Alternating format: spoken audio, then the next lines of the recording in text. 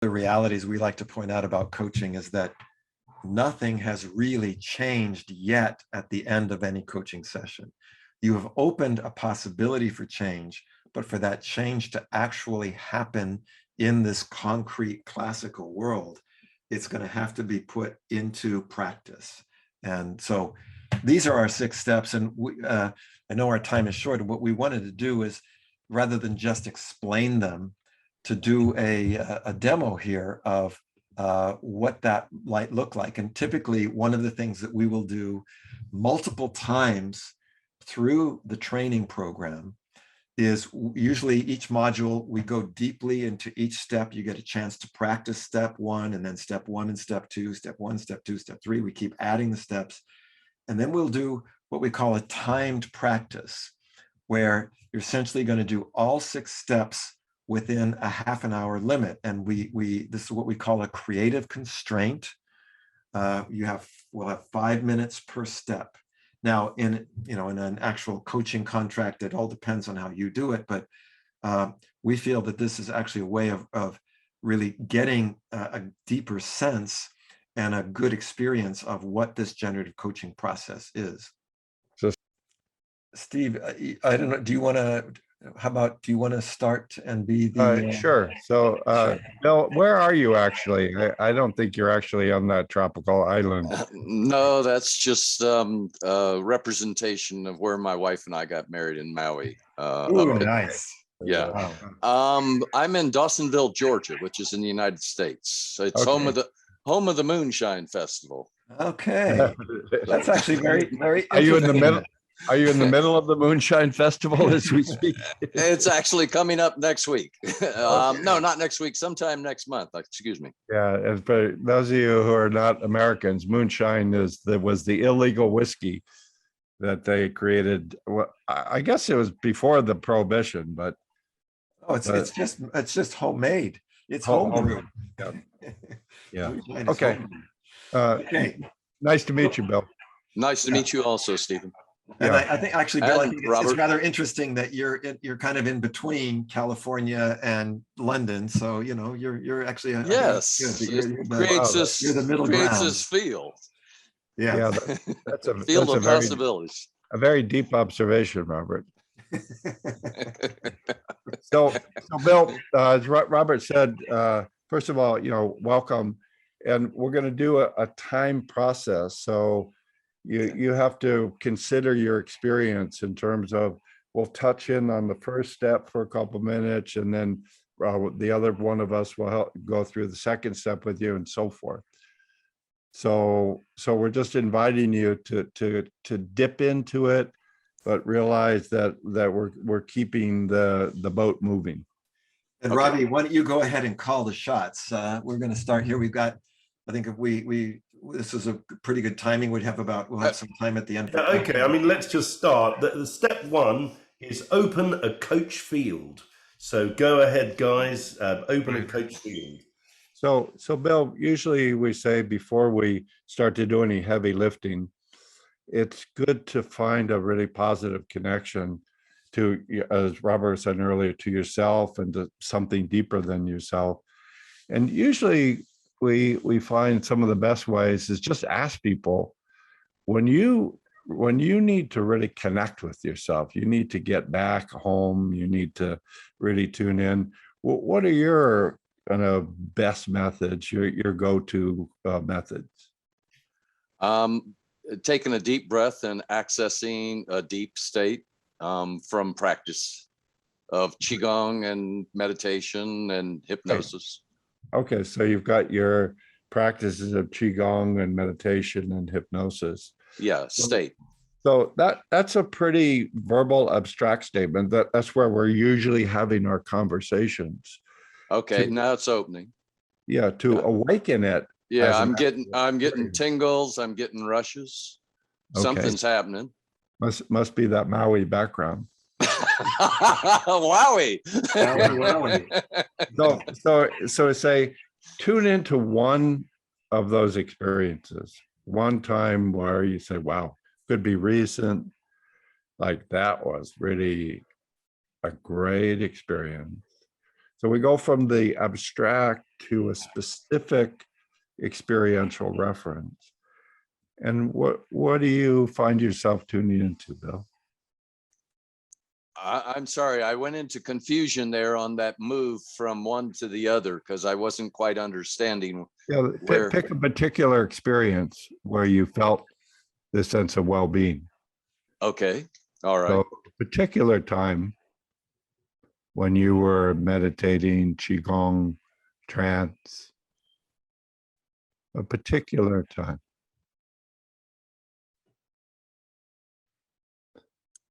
And when you remember it, just let us know, oh yeah, it was here at this time. So Yeah, it was about a year ago, sitting in front of a mirror, doing mirror meditation, and connecting to all of creation. And then that takes me into being in an ashram and becoming one with everything. great. Okay, so let's pause. Okay. Let's pause. And if you notice, we're still sort of going in the verbal this and then that and then that. So what we do to open the experience is let's slow down, Okay. take a breath, Okay. remember that mirror, and let yourself feel the experience as it moves from your head and just drops down like little droplets, moving through your body. And just allow yourself to remember that any colors, any images, any thoughts, any body feelings that were in that specific time. So we're moving from verbal conceptual to in the moment experiential sensory. And maybe you just share a couple words, just even like 5 or 10 words. Now I become aware. I keep becoming aware of getting rushes of energy, of connection, of being. Yeah. That's the only way I can explain it. Connection. Let's breathe with that. Slowing it down. So as a coach, I'd be a little bit concerned if he's all in terms of rushes. We probably want a little bit more settling because we want a state that's settled enough so that when the shit hits the fan, that's a technical term, that you can stay settled. Make sense? Yes. We don't want the peak euphoric experiences at the head of the pack. Relax. Settling. Relax the jaw. Relax the eyeballs. Settle in and settle down. What do you become aware of there?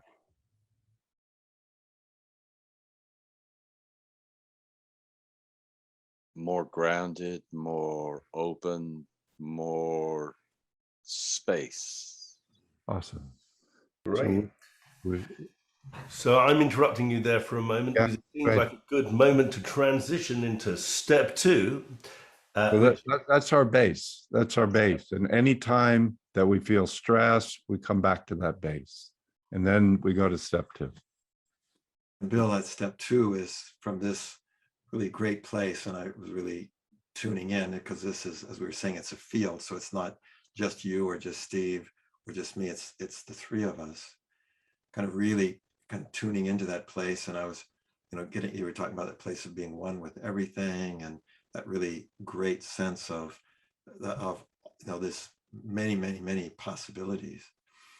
And yet I know, when you were raising your hand as, volunteer to do some coaching, I imagine there's also something from all of those possibilities that would be something really useful for you to create more in your life. And so wondering what would be, what might that be, that intention that you would have for this coaching session? I'm not sure how to voice it. What my intention is to create a nonprofit that's Okay. funded by either the Templeton Foundation or a Great Gates Grand Challenges, to create an umbrella organization to fund therapists, hypnotherapists, coaches to raise the potential of humanity. Fabulous.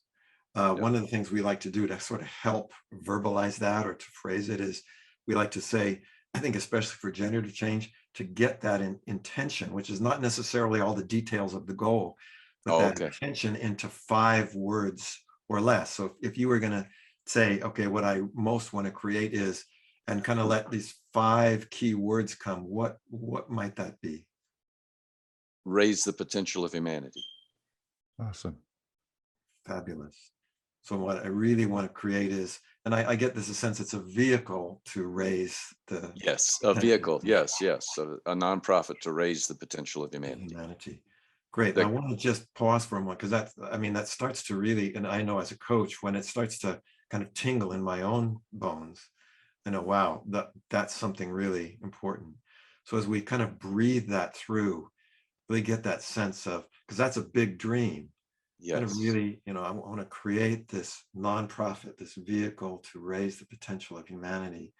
Really let that settle inside so that you can feel exactly what that means. It's no longer just words, but it's something that really is that desire and intention within you. And I'm curious, Bill, as you do that, what kind of image emerges? What would be your image of that desired state? What would you see? And it can be a literal image of something, or it can be a symbolic image. Metaphor. I'm getting like a golden sun Wow. for some reason. A Yeah. golden sun. Yeah. And I see, by the way, you sort of already naturally were beginning to make a kind of a gesture with your body. So another way to really represent that desired state, this vehicle, that this nonprofit where I can really raise the potential of humanity. If you were going to show that with a gesture, a movement, how might you express that if you only had your body to show it with? It's Beautiful. it's And just, it's just ever expanding. It's this If this you were just to kind of make that motion a couple of times, see that image of the sun, and maybe just say, what I really want to create is, and really share that intention. okay, what I really want to create is a nonprofit to raise the potential of humanity. Wow. What I really want to create, oh yeah, is a profit is a nonprofit to raise the potential of humanity. And I can hear it. I hear that like right there. It's like that Yeah. voice shifted a gear. I'm wondering if you were to share that again. Yeah, what I want to create is a nonprofit to raise the potential of humanity. Yeah. Yeah, yeah. And that just really, I feel like I'm really grounded, but at the same time, Yeah. tingling and resonant. Yeah. Yeah. Say that kind of same for me. I can sort of feel that all the way down into my feet. And what I just want to say in this moment, Bill, is that I can say I want to send you my full support for that. I think that's something our world really needs. Thank you. Yeah, thank you. so then in step 3, we're saying, how do we begin to organize the performance state, so to speak, so that as you step into the world, you can make that happen at a high level? And you're really building on this. I was thinking of Rumi, like to say, I drink the wine that has no glass. So I think you're drinking the moonshine at a whole other level there, brother. Okay, thank you. It's more like sunshine. Yeah, moonshine, sunshine at that level, it's the same thing. My only sunshine. So, there's a sort of a rhythm, if you could feel, to what Robert was just guiding you through. I say it, I envision it, I embody it. Yeah. And now for this next step, are you sitting or standing right now? I'm sitting. Would you feel comfortable standing, or If you want me to, yeah, that's fine. it's up to you. Because I'm going to ask you to just start making a movement about what it would be to move in the world with this intention. So You want me to stand up for this? I'm giving you the invitation. It's really up to you. Okay. Do you want me to turn my camera? Yeah, you're going to have to want to see something more than just your torso. Yeah, I figured. Yeah. And if it can't, you can sit down. It's okay. Well, let me. I have a bit of hearing loss, so you may have to speak up. You're going to probably need to tip your camera a little bit, maybe. Bill, come on, sit back down. I can't see you. I'm sorry. So that technique was a miserable failure. All right, but I can do it later, right? Yeah. So, Okay, I can utilize that later. all right. So, and one of the things we're doing in the work is we're returning to the preceding steps. So first step, settle in, settle down. Yeah. Second step, intention, raise the level of humanity. Yeah. Color images, somatic movement. Third step, some positive intention. So if you say, what I really want to do, and let your whole body represent a commitment to, I really will raise the level of humanity. So what would be a somatic model of, I'm connecting to it, I'm going to bring it into the world? I really want to raise the potential of humanity. Great. Yeah. And you may notice his chest gets a little constricted when he says that. It's like, I want it so much, I start to block my chi a little bit. So the second part is, and to do that, I connect to my center, my heart, my belly. Yeah. And feel it as just like a soul. You're born into the world with a soul before you had muscles, before you had thought. The soul is the very center of your embodied presence. So to do that, I feel a connection to my center. So these are sort of complementary. One is I go out into the world. The second is I stay connected to my center. But maybe you want to just try that as an alternating rhythm. I bring this out. I stay connected to my center. And make the somatic movement of really connecting to your center. Yeah. Coaching, this would be one of the places where I'd really, and then third, Bill. Yeah. And I open to some of the many resources that I call upon. Okay. I open to the many resources that I call upon. Center, open, intention. You can see when he does open, his neck tightens and he goes back. So we're trying to get the Holy Trinity lined up. Yeah. Intention, center, resources. And the place where the three meet, voila. Intention, center, resources. When you have this as a basic deep structure, you can really feel each time on a scale of 1 to 10, where am I with this one? Where am I with this one? Where am I with this one?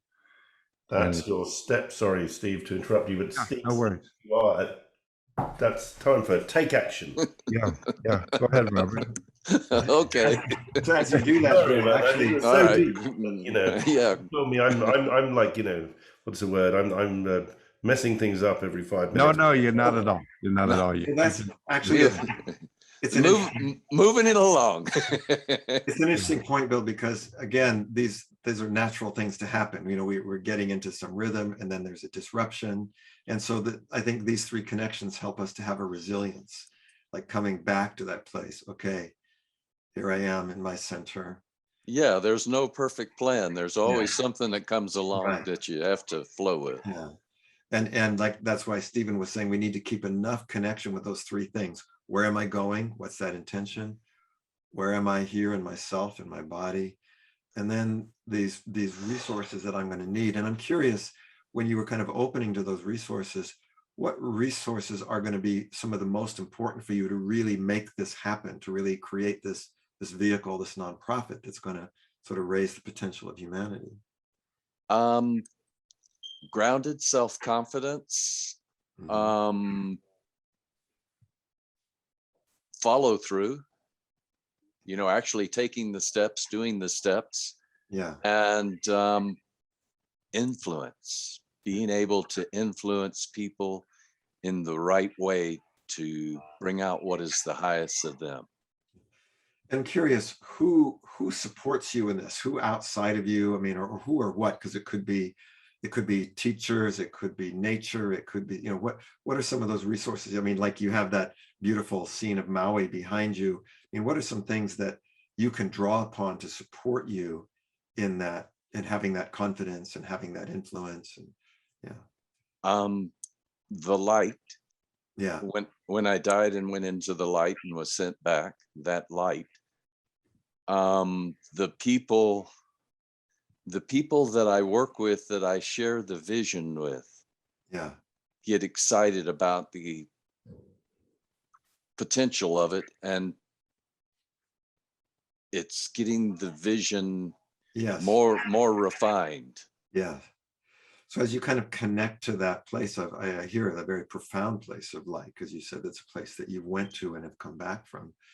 Really have that connection as your guide, and also some of these people that really help you to take these concrete steps.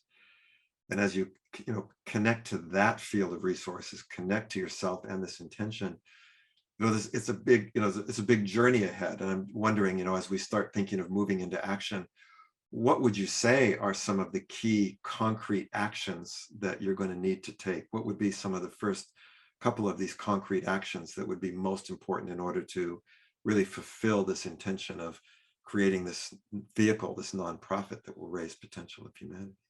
Well, some I've already done: writing the vision statement, creating kind of like the Ericksonian Foundation, core competencies of what is going to be able to be measurable about results that are getting we're getting and that are taking place. Right. By the way, I see you're also sort of naturally making some different movements when you do that, because you have kind of that big movement, and then you have this sort of more action oriented.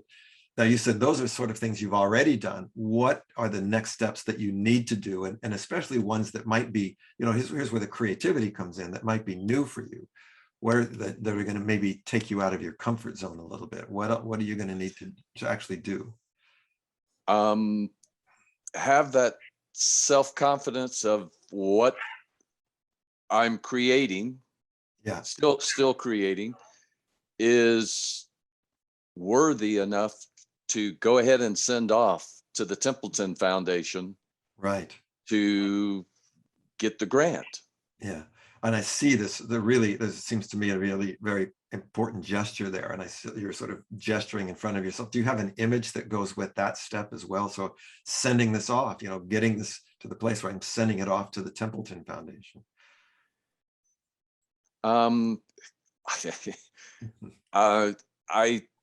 It's going to sound kind of crazy, I guess. I get this sense of noble purpose or nobleness, or I feel my chest come up, I feel my head come up, I feel like I'm looking towards the future generations that'll be affected by all the the raising of people from this going forward through the future, Yeah. and what a difference this will make for all of humanity. What's that really, that sense of a connection and a sense of purpose and of that future, of what that's going to bring. So what, just one more time. So you've got your, you've got your plan, you've got your list of competences, you've got your vision statement. You're now sending it off to Templeton. That seems to me like that's going to be your next big step. Yeah, there's something there. There's like a hesitation or a blocker. Well, it's good timing to have that hesitation, Bill, because the next step 5, you will find it's perfect timing. Just so happens. Yeah. Okay, so yeah, so you'll get used to it. I've got Robbie's voice in my head. I've got 3 now. It's like, whoa. So yeah, so one of the things about the step 5, the obstacles, is this idea of Jung's, he called it enantiodromia, which is everything contains its opposite. Would you repeat that? I'm sorry, what? Enantiodromia. Okay, got it. Surely once you had a little moonshine, that just comes right off. I'm not much on alcohol, Yeah. but I enjoy the people who enjoy it, so that's fine. So, but the basic point is that everything comes with its twin. Every light comes with the shadow. It's true. And so we're coaching, we're always listening and feeling. The person says something, brings something into the light. What's in the shadows that's going to need to be included for sustainable creativity? So we heard a little hint of, I need more confidence, or I feel hesitation. And we're really looking to see those as probably the most important creative members of the team. And if I could, is it okay to say something? Of course, yeah. And what I'm experiencing right now, I'm feeling almost like there's a hand on my chest that's kind of like trying to push me back. Yes. Great. And yeah, I don't want to resist it. I want to slip it off. I want to dissolve it. Well, I would probably, if we were in coaching, I would really encourage you to be outrightly outraged at that fucking hand and tell it to go fuck it. All right. If we're going to be too polite and too sweet, all right, we sort of concede the ground. All right, so go fuck yourself. There you go. So when you go to try to raise the level of humanity, or your family for that matter, when you go to do that, something begins to press down. And whatever that presence is that presses down, I just like to say, welcome. Welcome. Okay. Welcome. Welcome. Welcome. And you mentioned it was on your chest. Yes. In your head, you're really positive. Something in your chest, not so positive. Yeah. And you can see it looks like he's changing ages right there. So I'd just like to say to that presence, welcome. Welcome. And to be able to invite that part that feels pressed down, or the other presence that feels angry or critical, who the fuck do you think you are? Welcome. So now this is what I was talking about that coach state from step 1. I want to see if we can return to that and be able just to give a nice space. You're so positive upstairs. there's a fucking asshole that lives downstairs. Ah, there you go, brother. There you Yeah. go. That to me is the best sound I heard in the whole session. Something in the chest just starts releasing. Yeah. Welcome. And it was